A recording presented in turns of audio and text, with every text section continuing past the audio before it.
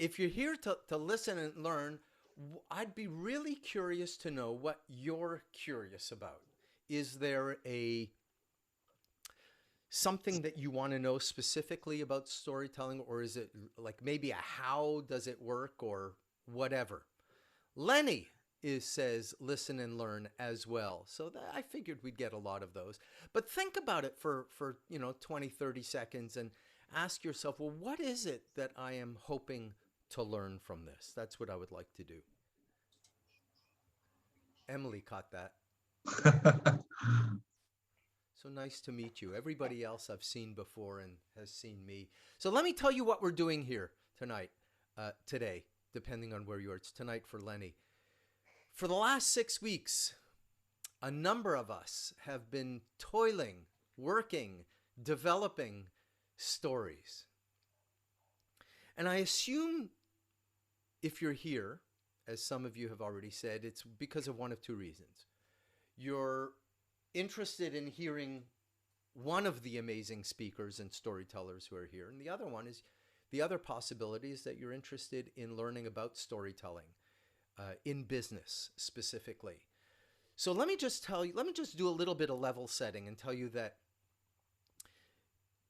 we are not short of speaker training. The world is not short on speaker training. Would you agree with me on that? Nod your heads. Thank you. Everybody's on not, or you don't have to be on mute for this part, but we will ask you to be on mute a little later on. And I always had a problem with the speaker training that I mean, some of it is very good. Like, I don't want to diss all of it. A lot of it is very, very good. But there were always two things that kind of got me. One was that it was very formulaic. It was like, do this, step here, say this, start this way, do that. Very formulaic. And what happens is no matter how much you try, it's hard to make it anything less than inauthentic because you get caught up in the technique. And that was one thing that always bugged me about it. The other thing that bugged me about it is that it just always glossed over what I considered to be the most important element of speaking. And the most important element in any talk, any keynote, inspirational speech, even a sales presentation, are the stories. Actually, I think I should have said is the stories in that case, because I said element, singular. Emily, can you back me up on that? Yes, thank you. Uh, this just goes to show I place the same high standard on myself, right? But stories are the gold nuggets, really, in any keynote. Stories are what our audiences remember long after we step off the stage. Stories are provide kind of like the emotional framework for our message, and they provide the hook to get people really engaged. Um, but it goes even beyond that, because you might think that, oh, stories as part of speaking.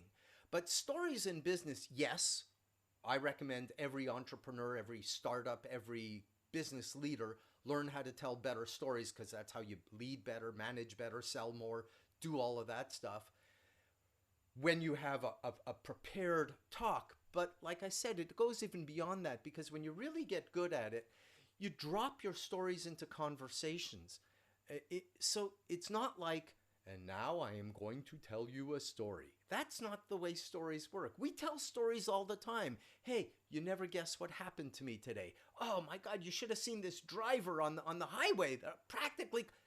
Or, hey, did you hear about Mary? Or whatever it is. We are telling and sharing stories all the time. Human beings are storytelling Animal, animals. What did you say, Lenny? animal. Animals. Yeah.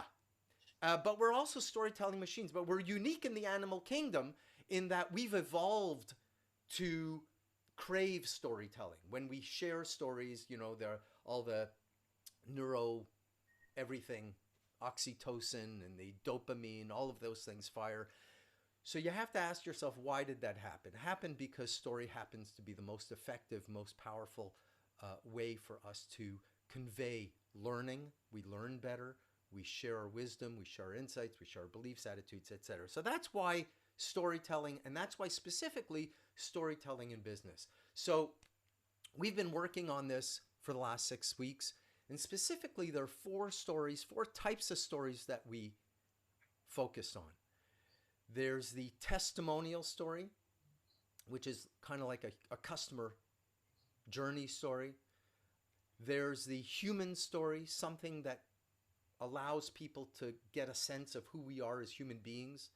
There's the origin story, and the origin story is either, I mean, it's everybody knows the origin story, certainly in superheroes. It's, the spider bit me, or I was working in the lab late one night and something about a terrible fright. Whatever it is, I think I'm mixing things there, but you get the idea. There's gamma radiation involved, whatever it is. Gamma That's radiation.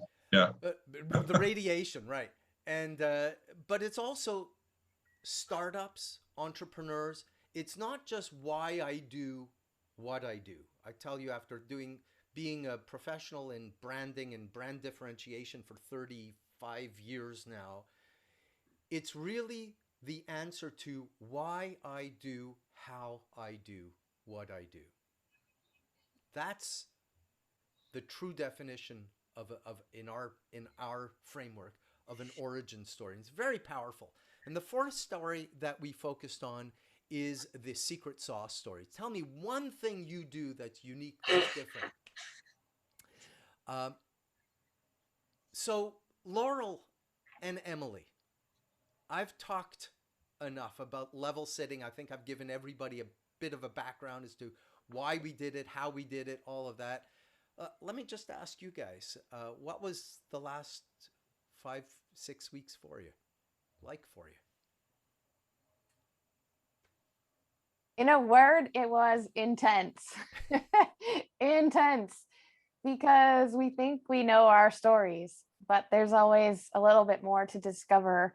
And, humans crave coherence, but life is messy. And so trying to figure out what you need to leave in and what you need to leave out and how to make it make sense for other people, because really we're trying to take them on the journey. We live the journey, but the whole point of sharing the story is so that they get the best parts without all the confusion. And so it's been really intense trying to look deeper in the stories and figure out what matters, what doesn't matter, what helps people live it for themselves.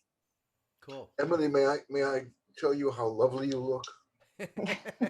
Thanks, Lenny. Laurel, really, I've never seen you like how this. have Is the last amazing. 5 weeks been for you, Laurel? The last 5 weeks for me have been so much fun. I came into this not knowing what it was really all about. I'm a small business owner and I don't tell a lot of stories for my business. So I learned so much every week. I feel like I just learned more and more. And I use the word becomingness, the ability to become a better storyteller and recognize a good story is just, it has been amazing.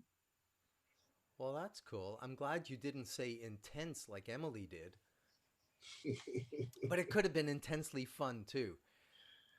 So like I said, we looked at 4 stories, and I will say this, as you're listening to this, whether you're here live or you're listening to the recording, because we're going to post this somewhere, of course, no 1-hour session would be complete if I don't tell you that the next cohort starts on July 13th. And you might want to consider if this is the kind of thing that you would like to do and you would benefit from.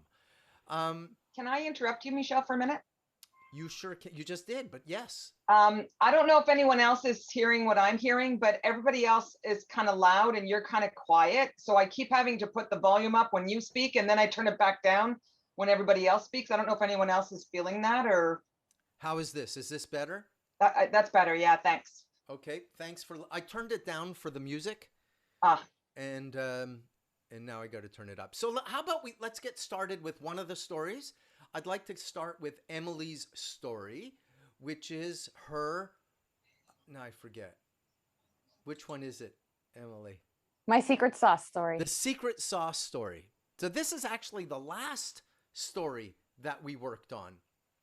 The secret sauce. And it's for many people, including myself, it's the hardest story because, you know, there are many things that we do that are different. Being able to pick out the one thing for this story. I should add one more thing. For all of these stories, with the possible exception of the origin story, it's not just one story we have. We have multiple stories. Multiple stories. Especially, I would say, for the testimonial one. So, but once you get into the pattern of building a little mini story library for yourself, you realize, hey, I do have more of them and I should use more of them. So I'm now going to share my screen.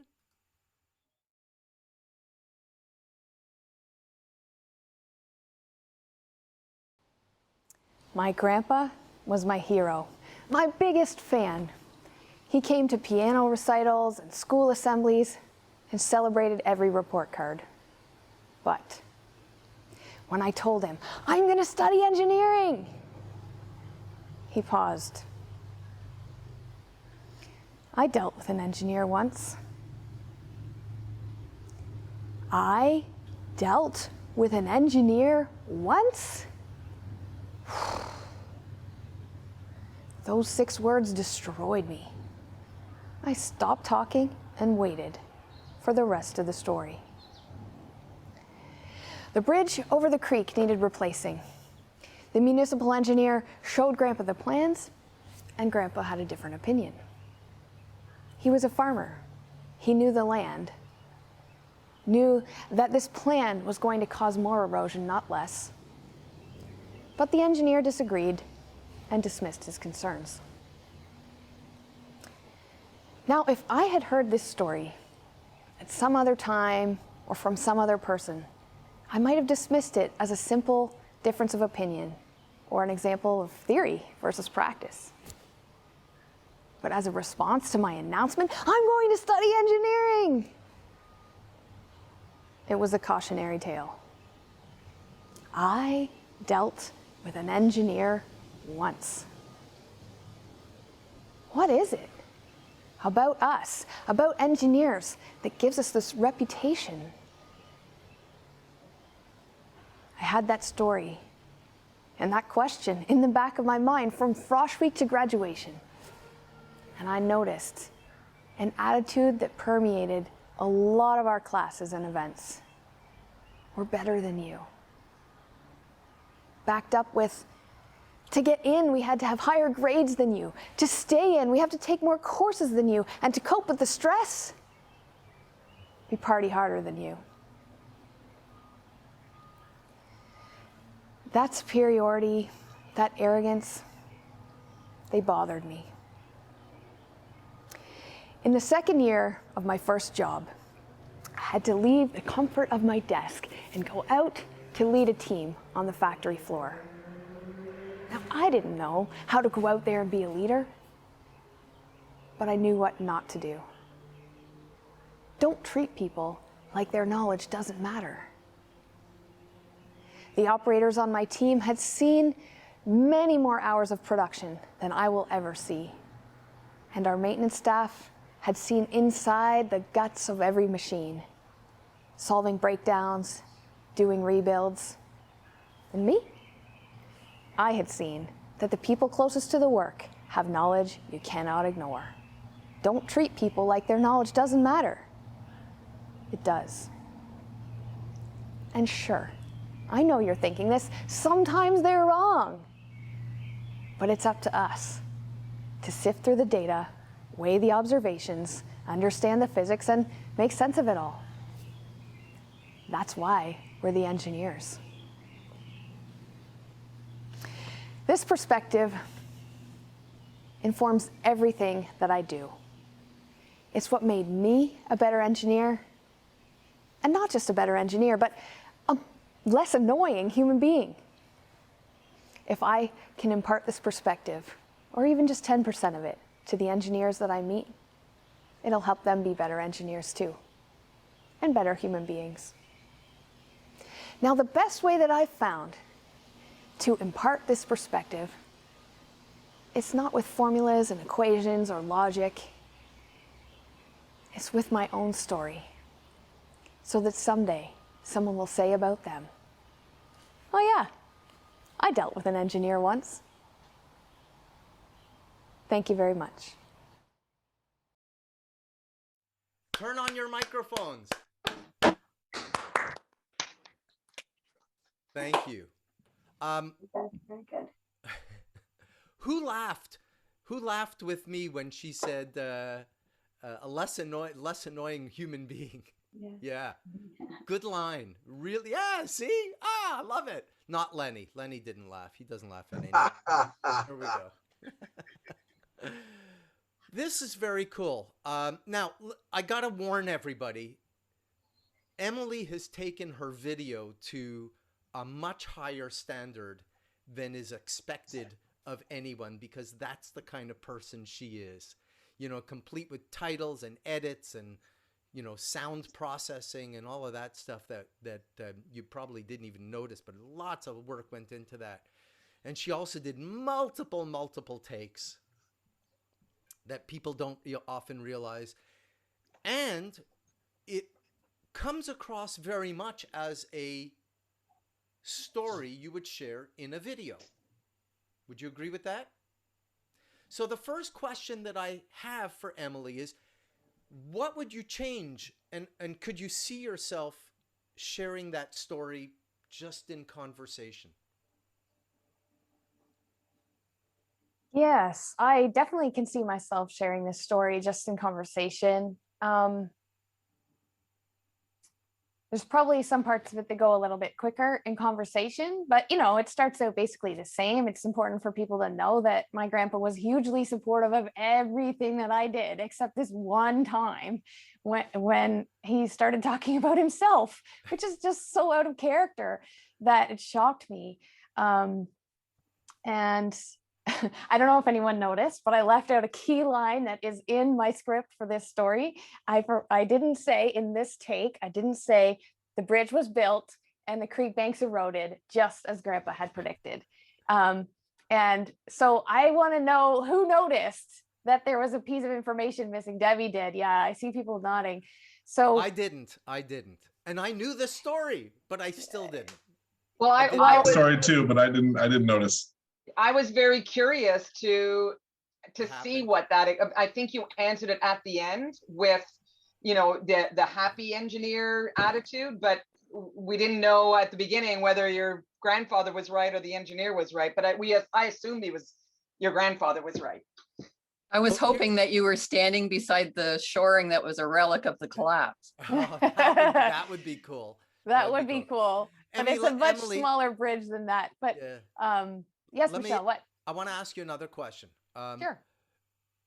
That was your secret sauce story. When you started the workshop 6 weeks ago, were you aware that that was your kind of secret sauce?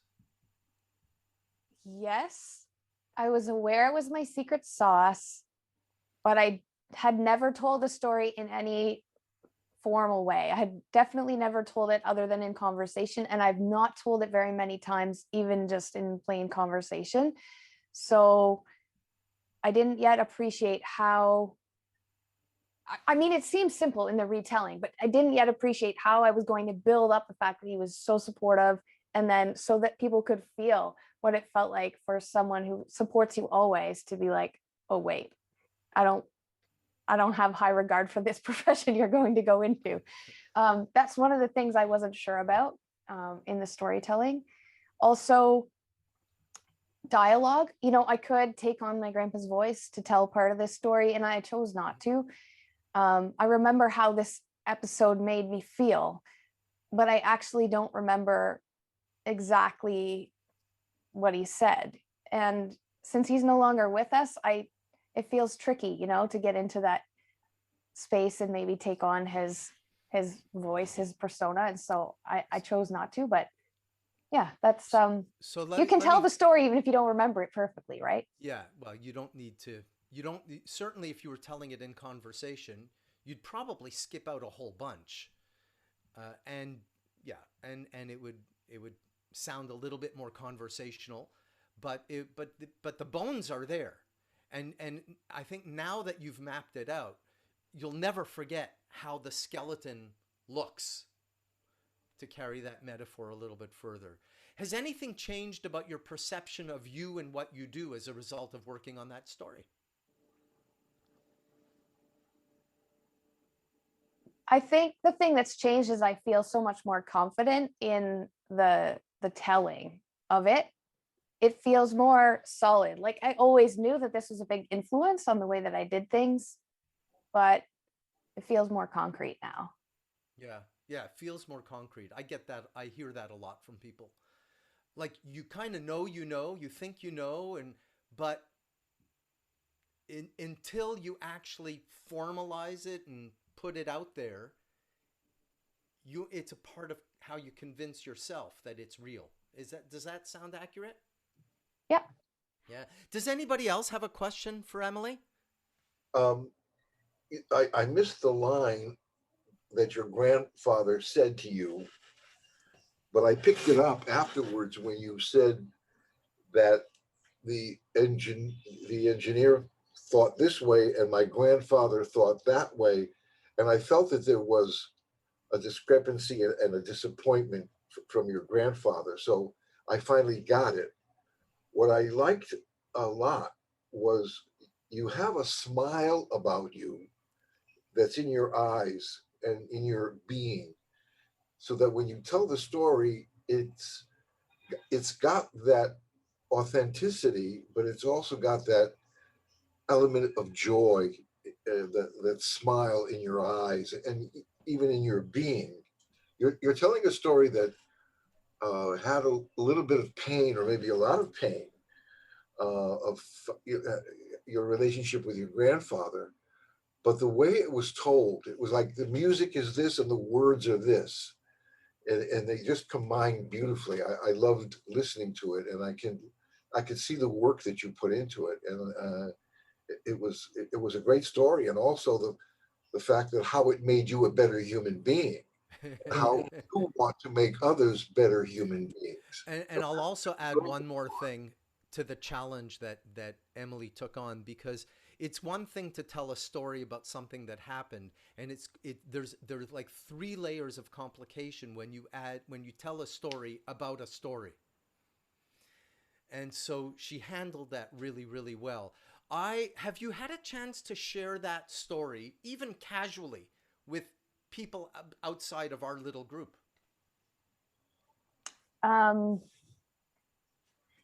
No, I really haven't. This is the first time that I've told it, in this kind of performed way. But I was talking with my aunt on the phone last week, and this wasn't the first time she and I had talked about this impression, because I know I had asked her like maybe a year ago if she remembered what year this bridge was replaced or any other concrete detail.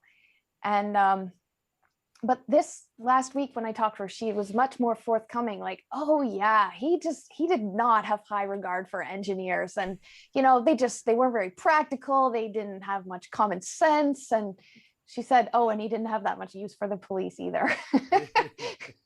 So it's just funny how, as I've worked on the story, I got a little other detail, and I'm going to phone up my other aunt who might have more information, because she was the oldest in the family, and maybe she'll have a couple other details I could add. Next time we do this, Emily, I would love for you to report back on the response you get from people outside your family when you share a version of that story. Yeah, sure. Okay, cool. Let's move on to Laurel. For Laurel, hey Laurel, we're going to show people your origin story. Well, I got to tell everybody, this started out as your human story, and then it kind of, we were working on it. So, this is a little bit more than a human story. This kind of smacks of origin story. So it probably could be either, but we'll talk more about that after it's done. Let's get going. I am going to share.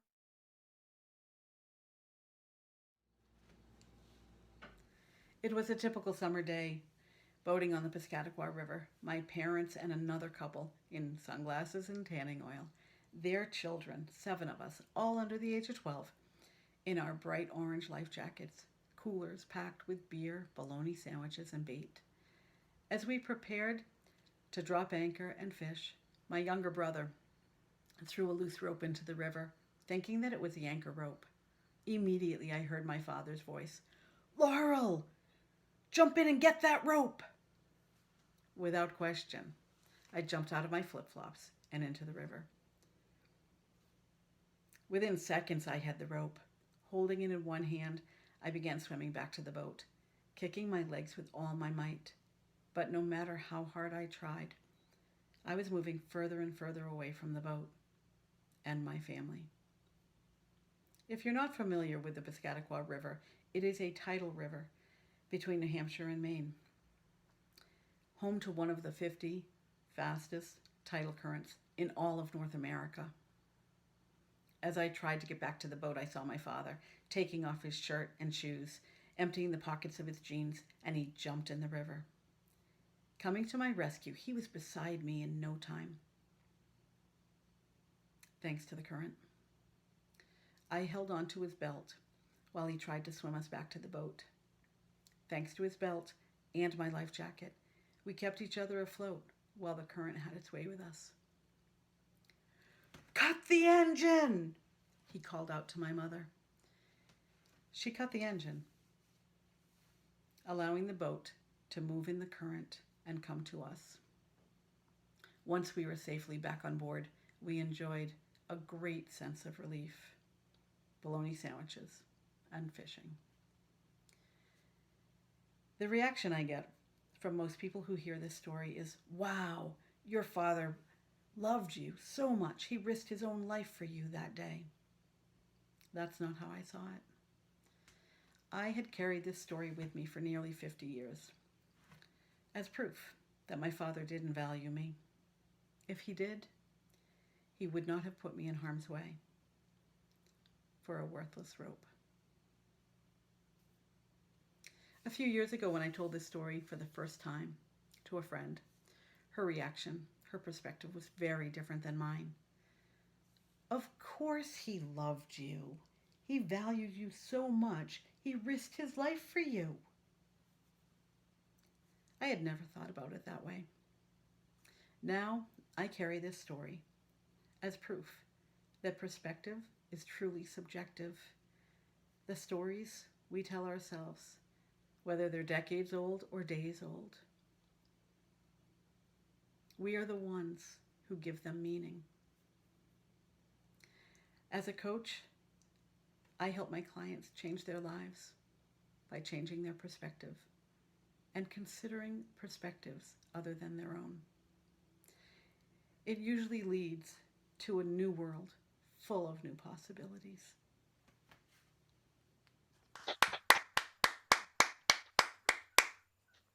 Lovely. So Laura, let me ask you a couple of similar questions. Have you ever told that story in a business setting? Never. Have you ever told that story to a potential coaching client? Never.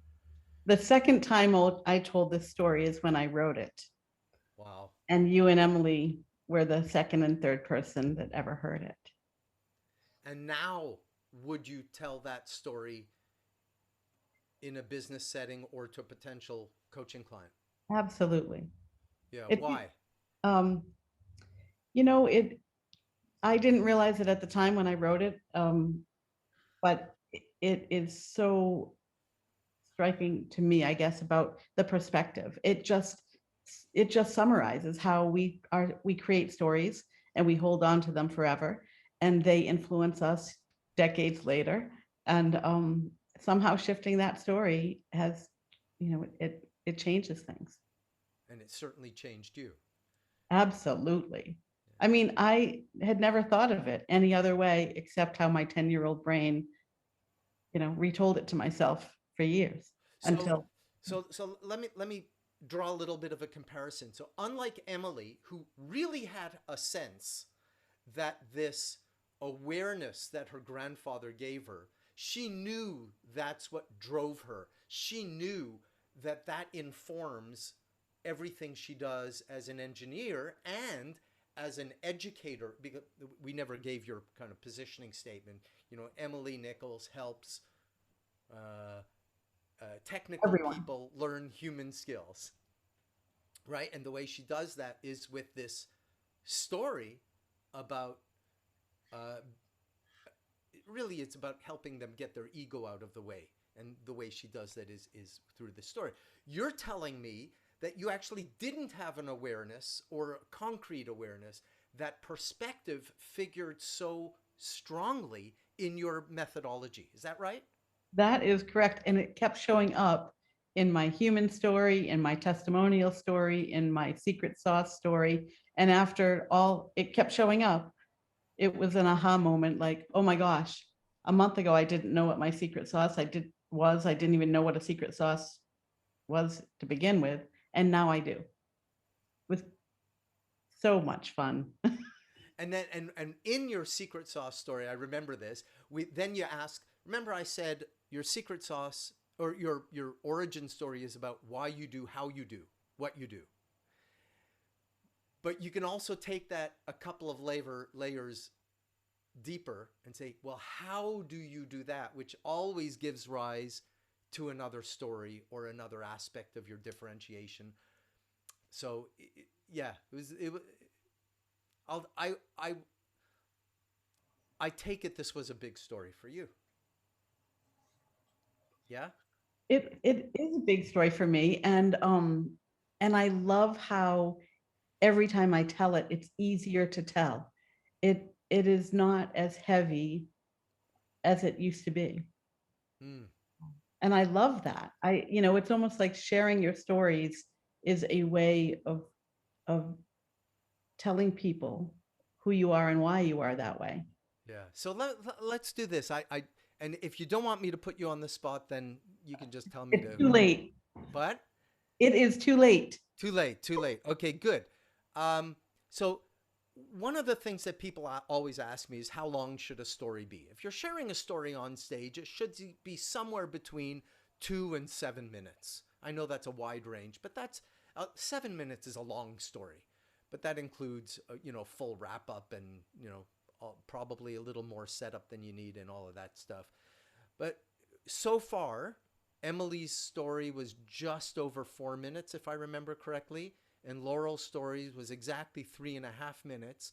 But here's what I'd like to ask you now. If you are just in talking conversation, somebody says, well, Laurel, how do you coach people? Like, what's important? Like, how would you get that story across like in 20 seconds, like maybe 2.5, 3 sentences? We did not do this in class, by the way. So It's a tough ask, Michelle. That's a tough ask. I know. I would say, stay tuned. More to come. Okay. All right. We'll leave it there. Who's got a question for Laurel? I would like to just mention, Laurel, thank you very much. I was touched, very touched by your telling of it, the authenticity. I could see your involvement. I could feel you in that story. I mean, you were actually there, and I was with you. And the thing about my father doesn't care for me because he wouldn't have asked me to jump into the water in the first place, touched me very, very deeply. And then you're coming out of that saying perspective is what I teach now to other people, and respecting other people's perspective. I loved what you did. I was totally involved, and thank you. Cool. Who's got a question for Laurel? Are you a boater? I would be if I could afford one. Yes, I was going to say, do you practice good safety on your boat if you have one? Oh, so let me give you the backstory. It was the early 70s, right? And safety in the early 70s was different than today. But This was before seatbelts were mandatory in cars. Right. definitely, the safety in boating is so different and more important now than ever. Emily, can you quickly share what I do when you before I start my boat up with my new guests? Can you tell her that? Oh, I don't know if I can remember the whole thing, but yeah, Lee's very boater safety. But Lee, you've been boating a long time too. I mean, you probably remember a day when there was less safety, yes? Yeah, I remember my dad doing a very similar thing and making my brother jump in for a story. And actually, he's probably a little bit traumatized from it too. So, but I was safely in the boat, so I got spared. But yeah, that's how it was back then, definitely. What I'd like everybody to think about is put yourself in a position where you're talking to Laurel and she tells you a version of that story, and maybe she drops it into conversation. How would that change or reinforce your opinion about possibly working with her? I mean, answer that just for yourselves. Just think about that. Would it give you a little bit more trust in her methodology? Would it raise a question for you? Says, oh, you know what? I wonder if perspective is holding me back in some areas or not. Or, I mean, I don't mean to put words in your mouth. That's what came up for me. But what would it be if anybody wants to share now that you've had a chance to think about? I'd say it's a letting go part. It would be nice to work with somebody who isn't harboring resentment of any kind, either from another business or another place or whatever. So it means that if you happen to get laid off at a job somewhere, you wouldn't bring that negative energy to our new relationship. So to me, it's when you show that you're capable of letting go of a big thing like that, to me, you're like clear kind of thing, you know? Wow. Clear. Yeah, you're like, because you know that negative energy like that stays with you. And so when you can't let go of those traumatic moments, no matter who's to blame or whatever, it gets in the way of all aspects in your life. So you have to be able to let go of that stuff. And that's a big thing. That's a big self-realization thing. Laurel, I'm sure you went through a lot to be able to let that go. So that was actually going to be my question to Laurel was, what kinds of restrictions or limitations or pain did that, story that you carried your whole life, what kind of impact did it have through those 30 years? And what kind of results did it have once you realized it and you let it go? And that's the rest of the keynote. Yeah. I very quickly, I can tell you, my sisters to this day call me, daddy's girl. My father and I were very close, which is probably why he told me to jump in the river and get the rope, because my sisters would have probably told him to go to hell, right? And we had a great relationship our entire life. He tested me, and I learned how to be an adult daughter. And I can say he's not with me, it's been 10 years or 11, but the last few years of his life, he actually lived with me. So I never felt that this was huge trauma. When I tell the story, I realize how much trauma was really in that moment as a 10-year-old, right? But it's and how it influenced your decision making, perhaps. Absolutely. And the story tells me as much about myself as it does. I mean, I think that was part of it. In telling this story, I learned so much about who I am and who I was. But I am one of those people that maybe it's a blessing. I don't hold anything for very long. Except for 30 years, this notion that your father threw you in the lake. Well, I was going to ask a follow-up question would be, do you continue to leap without looking? Is that part of your personality trait? Like, do you jump into stuff? Is that like something that's carried through, or now because of that, you're a lot more cautious and you don't leap without looking anymore? My cautious approach to life has everything to do with other people, my daughters, my husband, my parents, all of it. If it was just me, I'd be jumping out of an airplane every day, maybe. All right, let's move on. Let's move on in the interest of time. We've got 15 minutes left. I would like to move to the testimonial story. This is a story that I'm the one telling this story. This is a story that I knew about. I've told many, many times. In fact, I've always told it in conversation. But for this workshop, that was the first time that I actually formalized it into a proper story. So here it is. It's a testimonial story.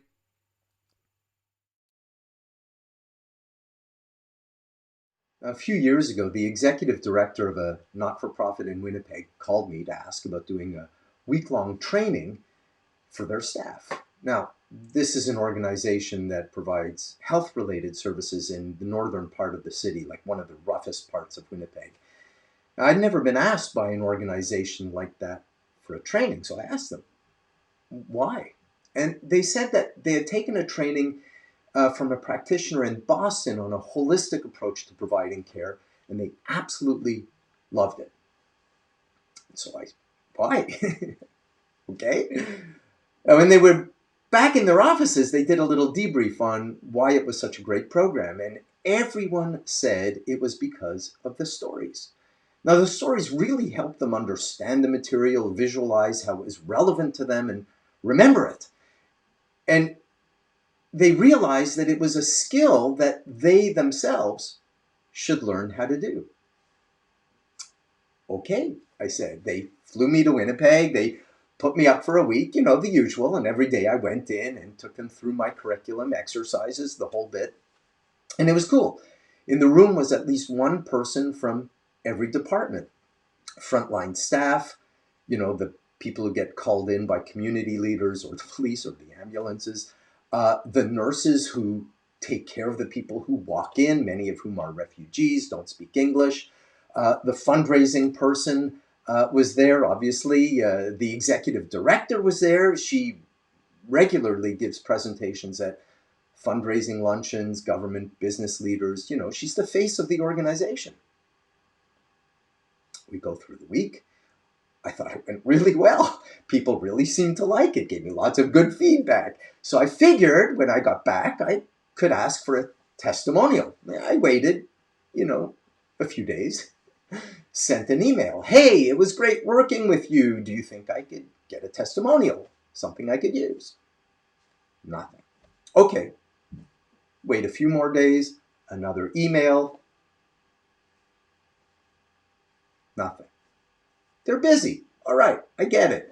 Waited a month, left a voicemail. Hey, I'd love to know what results you got from the training. Give me a call back. Nothing. All right, so now I'm thinking, you know, they hated it. They didn't like me. It didn't work. I should have known not to take on this particular assignment. Now, exactly 11 months later, I get a call. Hello, Michelle. It's the executive director. Okay, Michelle, can you come back and do a follow-up week with us?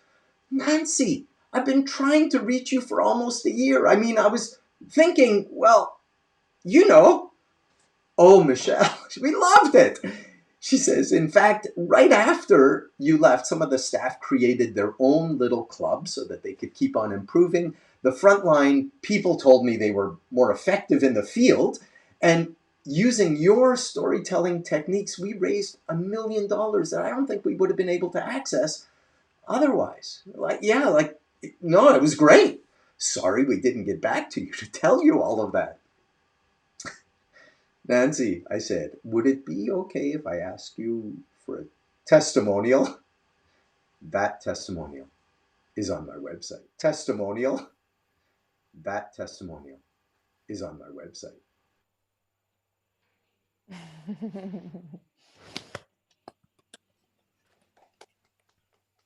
Thank you. So I can't ask myself the question. So I need someone else to ask me questions if you have any about that. I'd love to know what you thought about it. I'll tell you what was in the back of my mind if you ask. Well, I immediately identified with the first part of the story when I asked for a testimonial directly to the person who tried to avoid answering me.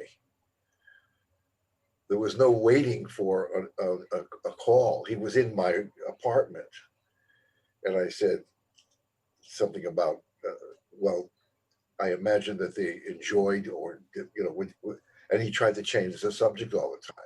So I identified with that. I liked it. I liked the way it was told. I don't have any questions. Just to tell you that it's a very effective story, and that it Effective in what way, Lenny? authentic, and I Okay. could see that it was real, and I could see that I could see you waiting for the answer, and I could see your disappointment in not getting. I could feel that. I could see it. Good. You were right there in the story, and also the bright ending when you got a call to go back in, and that was very authentic. I like the way So you. I do entire workshops just on testimonial. That's the first one in the series that we do. And I think for many people it's the easiest one because it's the most businessy, and it's the one that is least about us. Although if you do it right, it's you insert yourself into the story as well. Um, but people who have gone through that, or my testimonials workshop, knows that I'm very, very uh, what's the word I'm looking for? I feel very strongly about getting testimonials, not the kind of testimonials, oh yeah, he was great or she was great, but really, why? What was great about what I did, and how did it make a difference? And when you, I never want to be the person who looks at my own testimonials and dismiss them because they weren't real, because I put words in the client's mouth. I never want to do that. I want to look back on my testimonials and say, because listen, I'm just as insecure as the next person. I think we all are, whether we admit it or not. Everyone at any level has a huge level of insecurity, or what's the word?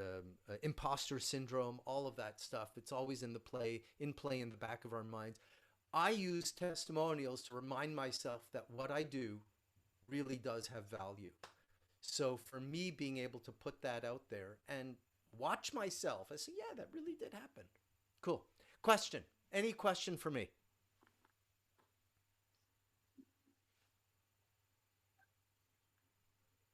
Michelle, I don't have a question, but just for the benefit of everyone else, when we did this testimonial story, I found it was a difficult, like Michelle said, it's one of the easiest ones to do. It's not as personal, it's more businessy, and all of that's true. And also, if you're not used to bragging about yourself, it feels awkward to tell it, even though if it's easy to structure it and come up with it. So I thought it was really great practice so that you can say confidently and without feeling like a weenie. Someone else thought I was great and they hired me back, or they told me how my process or my story changed their life. I think that's a really good point, Emily.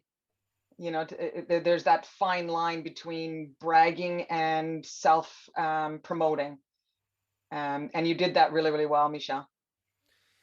What I think, the reason why I hope, and thank you for saying that, the reason why I think it doesn't come across as boastful is because I was balanced it with my Insecurity. open insecurity. I mean, Yeah. that's who I am, Yeah. Yeah. So Heather, you're asking a question. Do you like providing written evaluations? Are you asking in the 6-week workshop, or do you mean in general? What exactly do you mean there? Well, I guess out of the context of the oral storytelling right now, but if you were to request a testimonial, you were requesting through emails, do you ever send an evaluation form for them to check off items? Does that satisfy you, or Oh, yeah? okay. I So- didn't realize you were asking specifically about Mhm. testimonies. Yeah, I I don't was. like written evaluations. I don't like asking them. I don't think people respond to them with enough presence of mind. Because when you write them, they have to be like, you know, I like, this is what I do. This is what I do. I like calling up a client and asking them, and really asking what we call coaching questions to dig as deep as I need to go. And some clients need deeper digging than others. But as deep as I need to go to figure out what was unique about what I did that made a difference in what they wanted. That's what I'm looking for. Most clients aren't clear about that to themselves. No, they aren't. Yeah. Yeah. So any other questions? Like, when does the next cohort start? When does it start? Oh, I can't remember. Emily, do you remember? July 13th. Okay, thank you. Michelle, tell me or us what your feelings are about teaching this six-week course. How do you feel teaching that course? Well, I have to tell you, it was as impactful for me as it was for the participants. It forced me to get some things out of my head but this happens all the time. You don't really learn something until you teach it to someone else. You know that. And while I've taught many aspects of this before in a variety of other environments, I've never done it in a focused way like this. And it also, I held myself to the same standard, and I submitted a story every single week, and I loved it. And I loved seeing the development and the progression in Emily and Laurel. It was just phenomenal. I could see, like, for, you know, it's usually, it's the best seat in the house thing. You know, I see the lights going off and how far they've come. I promised them I would not show them I would not show the first video that they did. So you're only seeing the end result. Like, let me just tell you, there's like huge improvement in vastly different ways, by the way, vastly different ways, but huge improvement for them, huge improvement in me as well.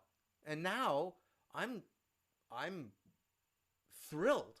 I actually have a library of videos that I wasn't expecting to have. And I think Emily and Laurel could say the same thing for themselves too.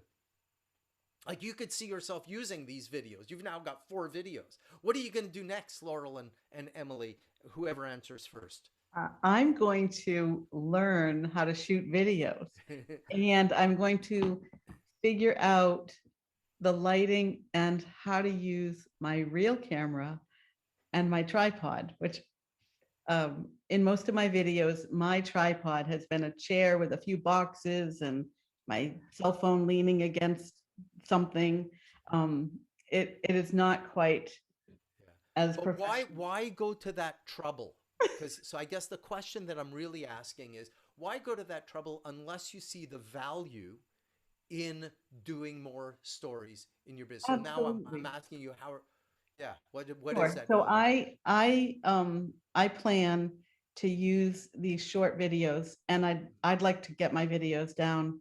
You know, my typical speaking style is a little slow, so I'd like to get my speaking faster and my videos shorter and use them in the places that are my social media and my website for my business. I think it would be a great showcase. Cool. Thank you. Thank you. Emily, same question for you. What I'm going to do next is make final versions of the other 3 that we did in the course, the ones that you all didn't see today.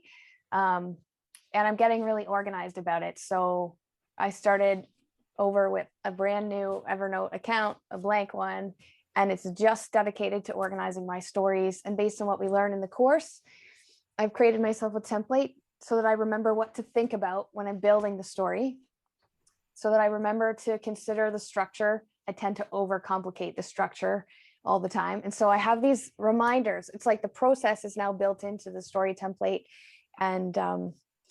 And that way, whenever something happens to me or I have a memory from the past that I think is going to be useful for someone else, I have a place to put it until I have time to work on it. And then I kind of know when it's finished and I can cross it off the list.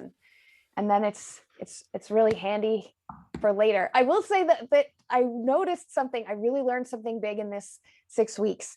So Michelle is always telling you, you need less setup than you think. You need less setup than you think, right? Most storytellers go on and on telling you all the backstory, and you get so bored and confused. You don't know where the story is going.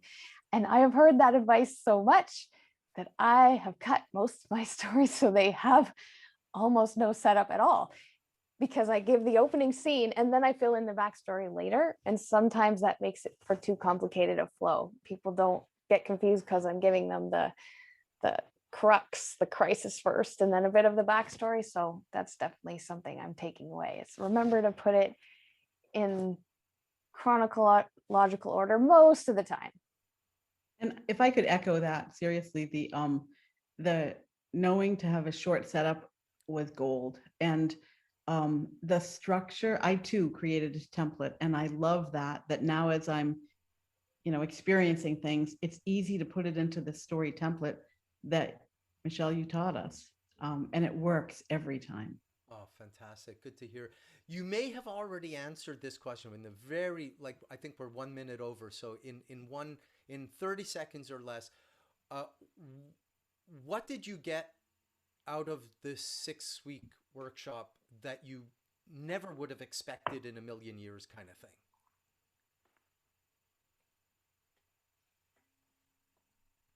I will go. I was introduced to video.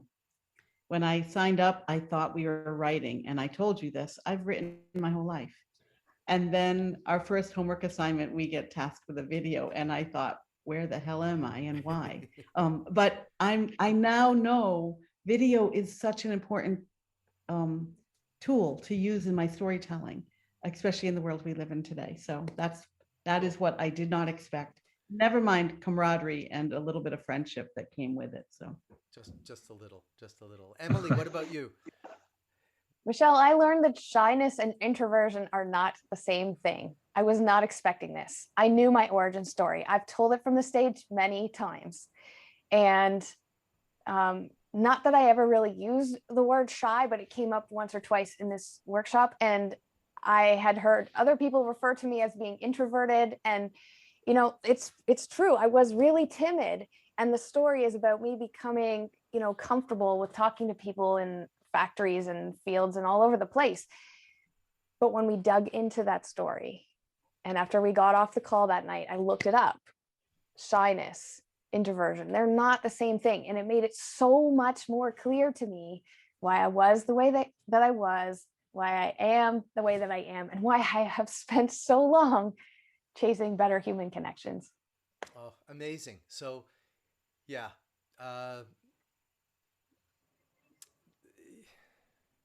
I hesitate to say this because people think it's going to be a therapy session, which it's not. But you can't help but learn about yourself in the process, I think.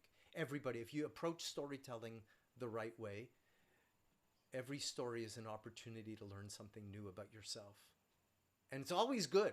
It's always good. I'm going to close it up unless somebody else has a burning question. I want to thank you for being part of this. This has been very cool for me. Thank you for sharing in the showcase. And